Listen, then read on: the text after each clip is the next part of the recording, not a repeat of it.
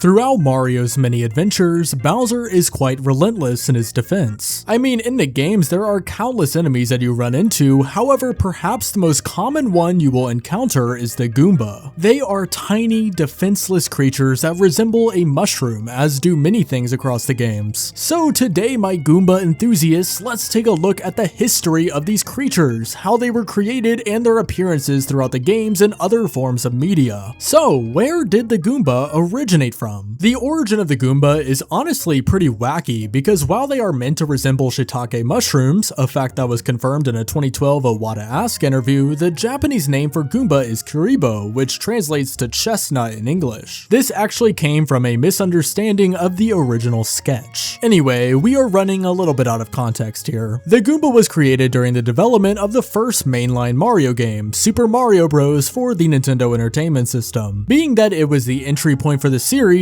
they needed to design the game in a manner that would allow players to get acclimated with not only this new franchise, but this style of 2D platformer in general. This wasn't the first ever 2D platforming game, but it quite arguably was the first great one, and many people had their introduction to not only the genre, but gaming in general here. So, with that being said, throughout the development of the game, the levels were filled with Koopa Troopas, another common enemy found throughout the games, but there was a slight problem with this. The process of taking these guys out is a little bit more involved, as when you jump on it, the Koopa will hide in its shell, meaning that you then need to kick it, which then results in you likely needing to dodge it as it's flailing around. It works well as an enemy throughout the games, but being that people needed to gradually get used to the gameplay, especially at the beginning, we needed something a little bit simpler. So they created the Goomba, an enemy that is small and defenseless and can be taken out by simply jumping on it. In the end, I'd say it was definitely for the best to add this in at the last second. Level 1-1 would have been a bit too stimulating for many first-time gamers in 1985 had we not had an enemy engineered to guide the player. There are various elements of their appearance in the first Super Mario Bros. That are quite fascinating due to graphical limitations. For instance, in-game they don't have mouths, even though the official artwork showed that the intended design would include the iconic mouth that we still have to this day. Also, because they were the final enemy included and there was already so much taking up space on the cartridge, they did this trick of having them flip between two sprites, which created the illusion of them walking. Pretty neat stuff. This game was also the first instance of Goombas carrying on different colored appearances, although in this case it was due to the limited color palette of the NES. To be specific, when you were in an underground level, Goombas would appear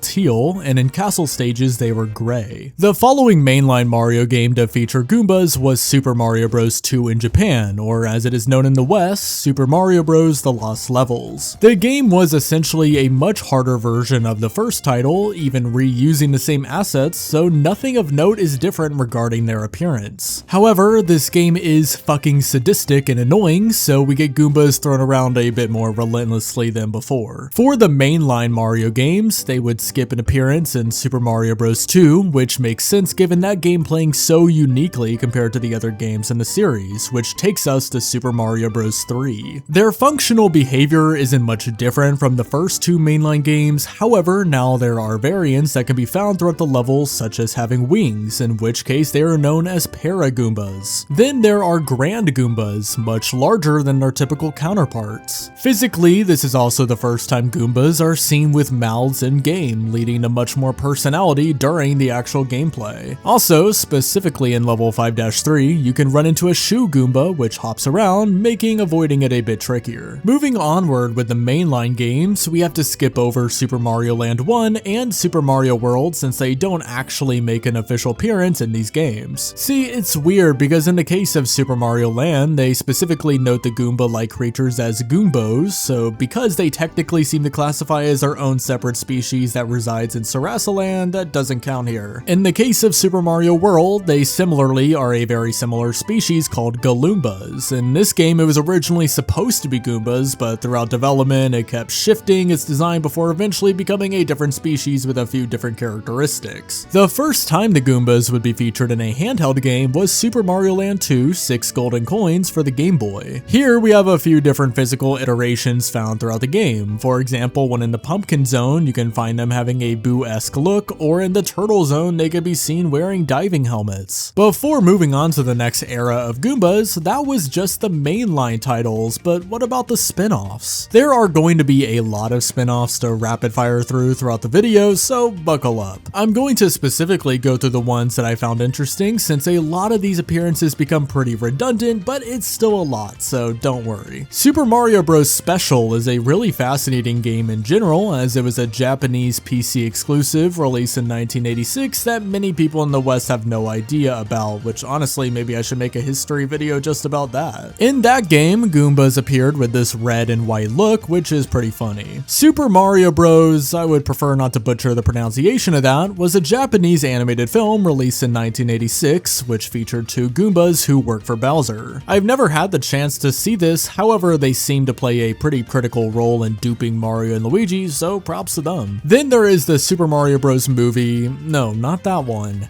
That one. This was released in 1993 and was quite the critical masterpiece. Anyway, in the movie there is a Toad that gets arrested for singing anti-Koopa songs, in which it is turned into a Goomba, and holy shit, that's terrifying. I haven't seen the movie and I'm honestly perfectly happy with keeping it that way. Then there is the Super Mario Bros. Super Show, which premiered in 1989 and quite accurately resembles their look and abilities from the games, all things considered. Hotel Mario is an absolute gem that was released for the Philips CDI in 1994, in which in that game they reopen doors after Mario closes them. There are also a few unique iterations of Goombas in this game, that being Bellhop Goombas and Rhinestone Goombas. They weren't just limited to Mario games in this era too, but they also made appearances in Super Mario World 2 Yoshi's Island. Here Goombas have a bit more nuance to their behavior. For example, they can actually leap off of ledges, even wiggling their eyebrows when doing so. Finally, Goombas also make a little guest appearance in the Zelda franchise via The Legend of Zelda Link's Awakening. Now moving on into the Nintendo 64 era, the identity of the Goomba seemed to be pretty well established. We'd seen a few different iterations with different abilities across the games, some wild adaptations of the character in other media, so what else was there to really do? Well, it was finally time to bring Nintendo games to the third dimension, the Mario series making its 3D debut with Super Mario 64. There were a lot of implications that naturally occur when it came to making a platformer in the third dimension. You know, the fact that you now have 3 different axes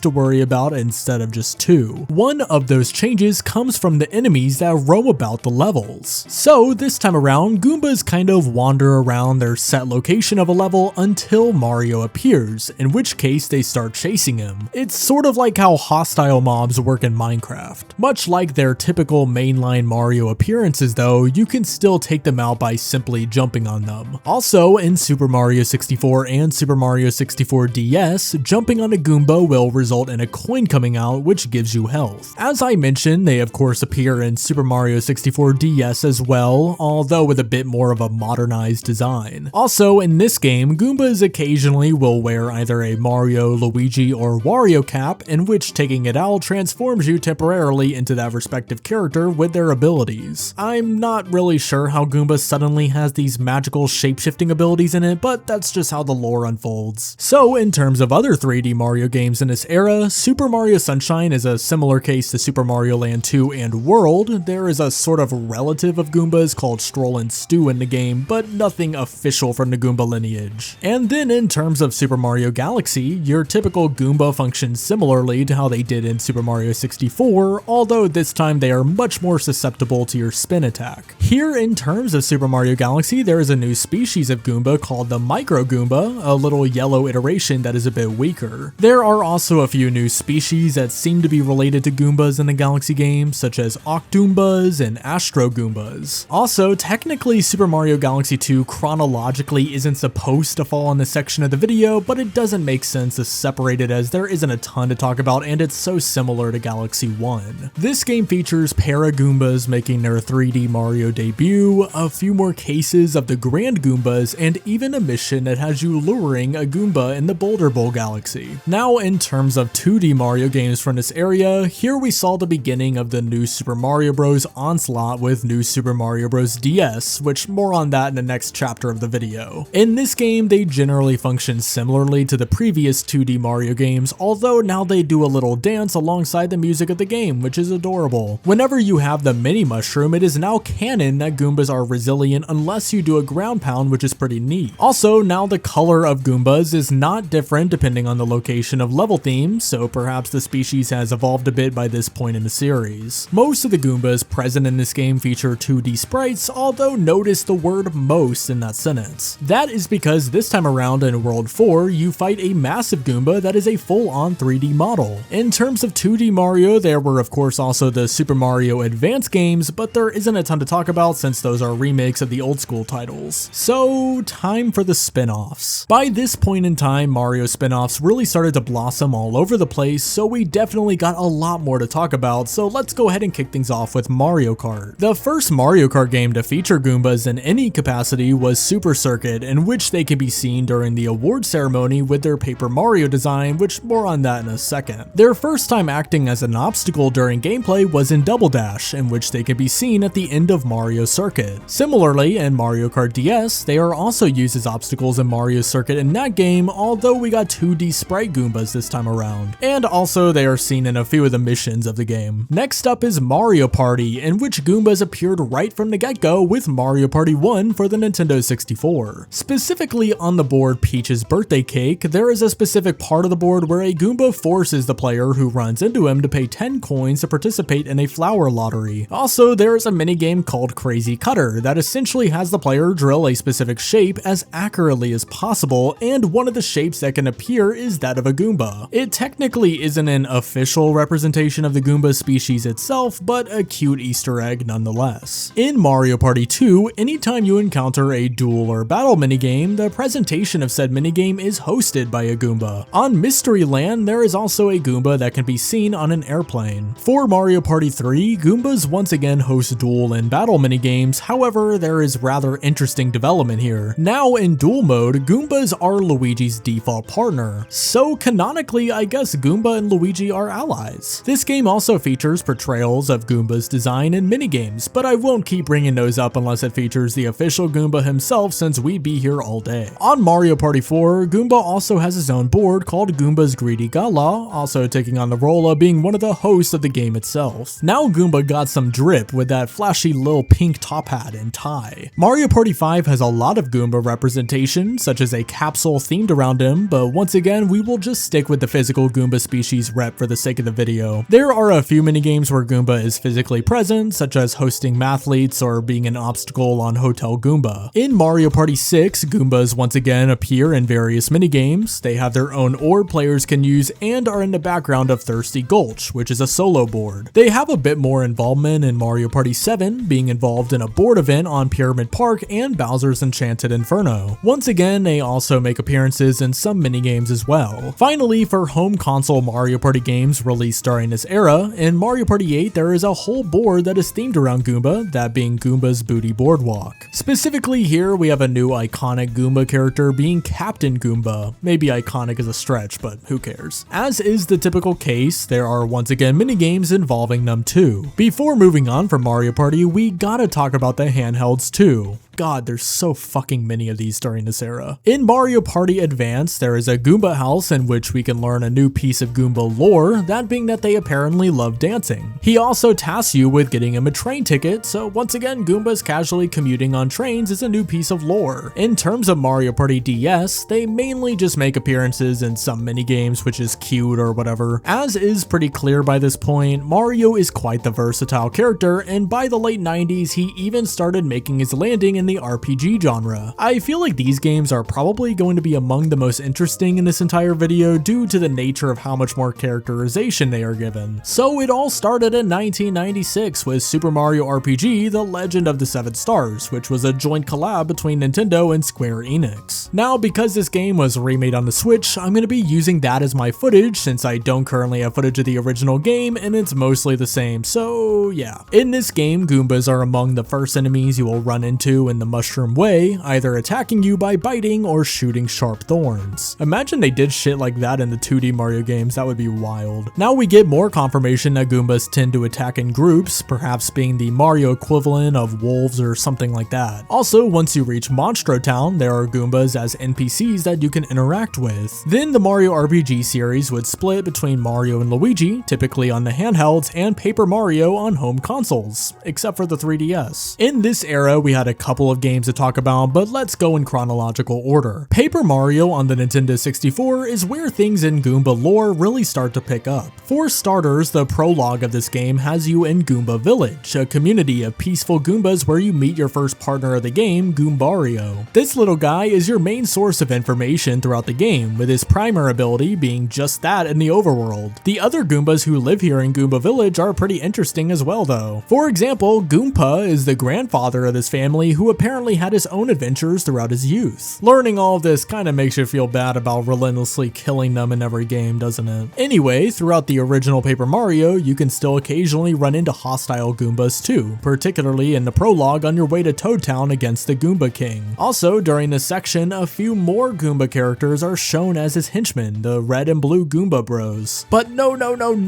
we are not done there yet with the original Paper Mario. When you are beneath Toad Town in the tunnels, you may encounter Gloombas, a blue counterpart that are more powerful, sort of acting as a reference to the original game's color scheme. Also, a bit later in the game, during Gusty Gulch of Chapter 3, you can run into Hyper Goombas, which are green variations that can charge an attack up that is very powerful. The next chronological Mario RPG to talk about is Mario and Luigi Superstar Saga. Right away, when the adventure starts and you hop on Bowser's ship, you have a couple tutorial battles against Goombas. Throughout the main game, there aren't a ton of Goombas since it takes place in the Bean Kingdom instead of the Mushroom Kingdom, but don't worry you Goomba enthusiasts, we aren't here empty-handed. North of Bean Castle, you can run into Tanoombas, a variation of Goomba that is based on the Tanuki power-up from Super Mario Bros. 3. And then there is the Gritty Goomba found in Tee Valley, much to the torment of people that had to endure the agony of guiding Peach throughout the desert. Then in the seabed, you can run into Goom Divers. And then we have Paper Mario the Thousand Year Door. Much like is the case for Super Mario RPG, I'm going to be using footage from the Switch remake for the sake of this segment. Of course, we have more basic Goombas you can run into during combat that I won't harp too heavily on, alongside Goombas found in Rogueport. So I suppose committing crime outside of their labor done for Bowser is on the sheet now too. Of course, there is also Goombella, serving a similar role in this game as Goombario did in Paper Mario 64. She is a college student from Goomba University, so bravo to our academic queen over here. And then there's one of the funniest characters in the game, especially if you've ever watched the Game Grumps Let's Play of this game, Professor Frankly. He is another character who resides in Rogueport who guides you throughout the game and gives context between chapters. And then there is Mario and Luigi Partners in Time. This is honestly one of the Mario RPG titles that isn't as interesting to talk about in the Goomba lore department. You battle them a few times, but there's not a ton to add here that I didn't already mention in the previous games. Due to the Shroobs being the main antagonists, most of the enemies are various iterations of the Shroobs, some of which take influence from Goombas such as Shrooblets, but it's hard to classify these as canon Goomba incarnations compared to the Shroob species. Also, the Tanoomba from Superstar Saga is back in this game in Thwomp Volcano, so I guess their list of habitats extends beyond just the Bean Kingdom. The final Mario RPG I'll touch on from this era of Goomba is Super Paper Mario, released right at the tail end, being from 2007. Once again, they are a relatively basic enemy, although now they are able to flip between 2D and 3D just like Mario, at least whenever they have the little outlines around them. I'm not sure if they innately have this ability or if they had to learn it the same way Mario did. And then there is also a Goomba that got captured alongside Luigi in Castle Bleck, which during the prologue of Chapter 3 helped Luigi attempt to escape. Woo, that was a lot, and yet we are still not done with this era of Goomba. Goomba actually was in debate to be in Super Smash Bros. Melee, being a request character with a handful of votes to his name, but didn't end up making the final cut. He can still be found in the Mushroom Kingdom stage though. Goombas appear to be basketball fans, as can be seen in Mario Hoops 3-on-3, where they are in the crowd of Mario Stadium. There is a niche Adobe Shockwave game called Mario NetQuest from 1997, where Goomba is a floor obstacle that causes you to lose points in the game.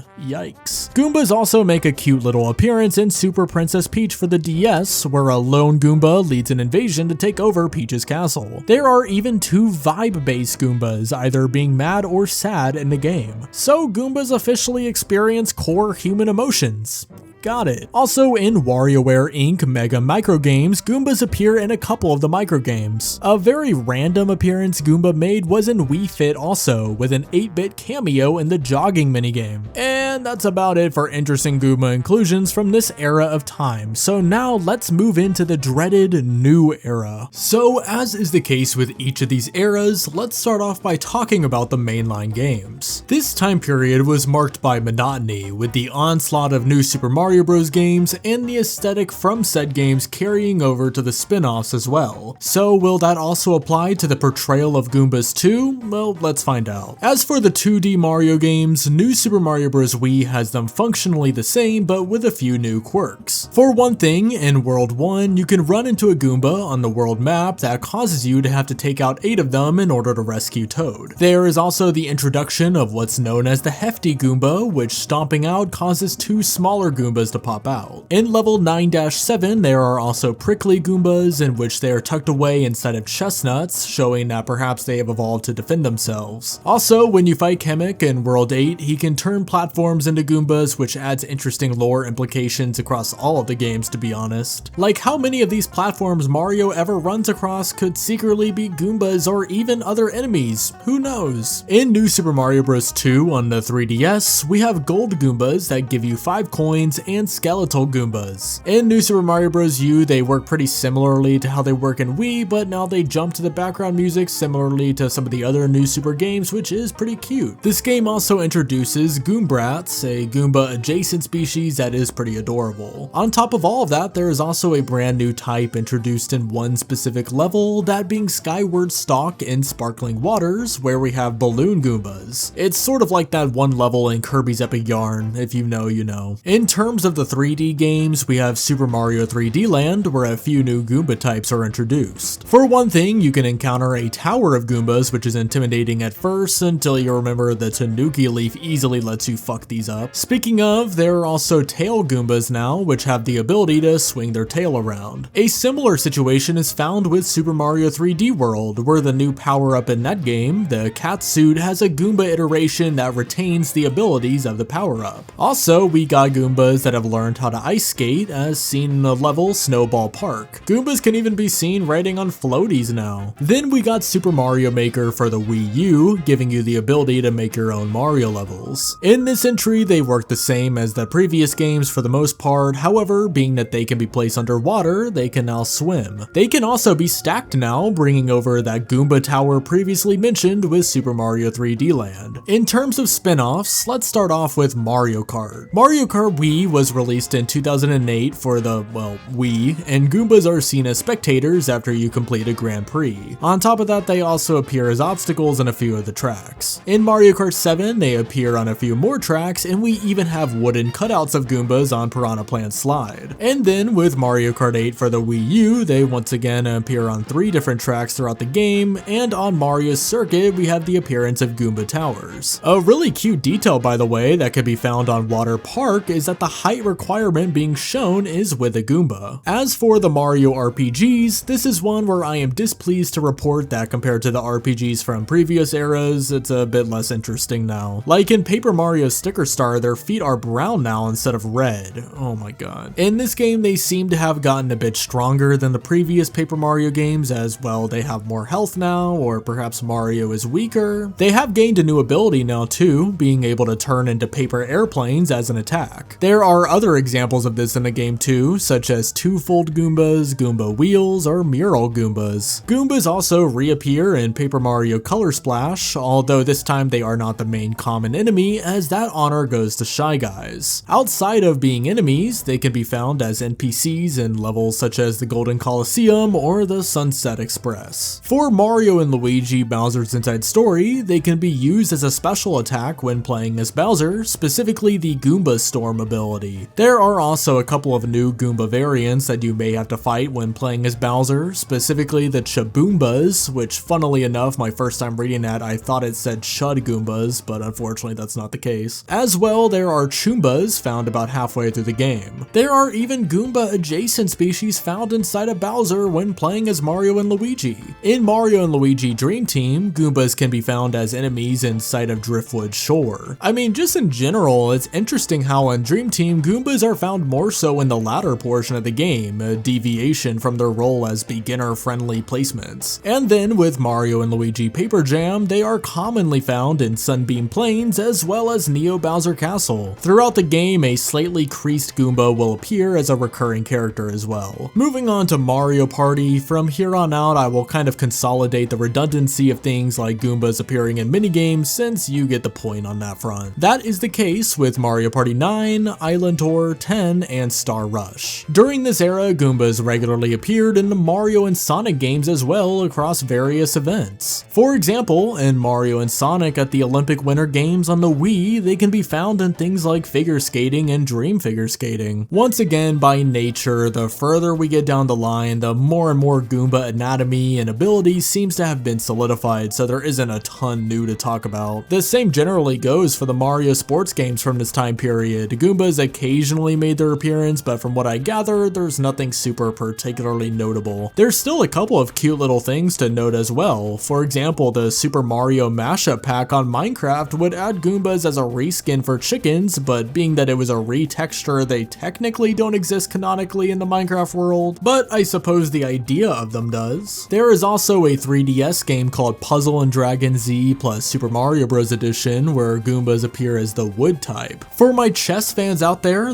was also a Super Mario chess set released in 2009 that had Goombas involved in the fun too. So it was finally time to escape from the new Super aesthetic with the Nintendo Switch, except for that one time where they re-released the game in 2019, but let's just ignore that. There isn't going to be a ton to talk about since, as I mentioned, they've been kind of nailed down by this point, but let's still see if anything interesting is on the horizon for us. Starting off with Super Mario Odyssey in 2017, this is definitely one of the more involved Goomba cases. Odyssey introduces the capture mechanic, allowing Mario to take control of various different entities throughout the game. One such enemy you can take control of is the Goomba, which allows you to stack on top of other Goombas and gain more traction atop ice. Goomba now canonically has a lover too, named Goombette, in which she will give you a moon if you reach her while capturing a Goomba. There is also a brand new entity in Odyssey named a Yofo, this purple saucer thing that drops Goombas from the air. So is this like a stork situation where it is sort of like the parent of all Goombas, or does it maybe just get DNA from a Goomba and then creates its own iterations off of that? I don't know, but fun to think about regardless. What's also cute is that throughout the game they have different pieces of headwear on. For example, in the Sand Kingdom they could be found with sombreros, in the Seaside Kingdom they got pirate hats on, or in the Luncheon Kingdom they have chef hats. These hats also act as defense for them, requiring you to hit them with Cappy multiple times. If you are more interested in the 2D Mario variety, well, thankfully we got some new entries in that regard too. Super Mario Maker 2 of course brings over Goombas, because how could it not, but with a few new quirks. Now they can be given parachutes, as well as a relative named Goombuds being introduced for the sake of the Super Mario World style. Then there is Super Mario Bros. Wonder, one of the wackiest Mario games we have ever gotten. Here they are of course your typical common enemy found throughout the game, with a few different variants such as Goombrats, Big Goombas, Hefty Goombas, and Bone Goombas joining the fun too. Although they function like normal, now they actually react to their surroundings, so I guess they're mentally getting a bit more aware after all these years, huh? Goombas can also be found sleeping on the ground throughout levels too. I would also note Super Mario Bros. 35, but that game, much like what is soon to be the case with Mario Kart Tour, is gone indefinitely, so yeah, that sucks. As for Mario Kart, they made an appearance in a few of the tracks added to Mario Kart 8 Deluxe's Booster Course Pass DLC. We even got variants like a giant Goomba on Squeaky Clean Sprint or inner tube Goombas on Daisy Cruiser and Singapore Speedway. Speaking of Mario Kart Tour, that game has the occasional Goomba takedown challenge that requires you to take out as many of them as you can in a short time span. Finally, with Mario Kart World, for the first time in the series, you can play as a Goomba. That really is quite the magical development, since it can somehow steer despite having no limbs. That would seem to suggest that being possible, but more power to you, my little friend. As is the case, as always, they are once again obstacles occasionally too. Mario and Luigi Brothership features Goombas found a bit later in the game, with a group of them being known as the Goom Battalion found on Slip and Glide Island. Also, in-game when Recluso wakes up, all of the Goombas become Gloam Goombas. The other side of the Mario RPG coin on the Switch would feature Goombas too, that being Paper Mario the Origami King. Here, Goombas can be encountered in regular combat in a few different forms as per usual. You also meet a Goomba down in the dungeon of Peach's castle as well. That's not it for the Mario RPGs though, we got 2 Mario and Rabbids games to talk about too. The first one has Goombas in the background of ancient gardens, and at one point we canonically have a Goomba getting his ass sprayed with water, so that's fun. In Sparks of Hope, Goombas can be encountered as enemies. The Mario sports games are back with a mostly mediocre vengeance. They can be found as spectators on courts such as Marina Stadium and Mario Tennis Aces. Then there is Mario Tennis Fever, which, side note, is an actually pretty fun game. They are playable character now in this game too, which is sick. I love my Goomba representation in these games as a big fanboy. In Mario Golf Super Rush, a set of Goombas can be found in both Bonnie Green's and the Rookie course. They make their appearance in other spin-offs and forms of media too, as always. For example, Goomba has a spirit found in Super Smash Bros. Ultimate. They are also found in the Super Mario Bros. Movie, the 2023 edition. Like, it's not horrible now, thankfully. Oh, and the Super Mario Galaxy movie too. Also, there's just random things too, such as the Nintendo Today app featuring Goombas and some of their little animations. Although discontinued, Goombas appeared as assistants in Dr. Mario World as well. Man, there is so much lost media being talked about in this video. And with all of that, we have the history at this current point in time of Goomba. I tried my best to make this as comprehensive as possible, but in case I did leave anything of note out, feel free to add that down in the comments. Thank you so much for sticking around to the end of the video. This took a lot of work, so I really do appreciate it. If you want to see any more documentaries of characters like this, or just anything in general, feel free to make suggestions, as I had a lot of fun learning throughout the whole process. Also, if you enjoyed, you should totally like and subscribe, as that is the best way to support the channel. Thank you once again for watching. I hope you have a great rest of your day, and as always, peace out.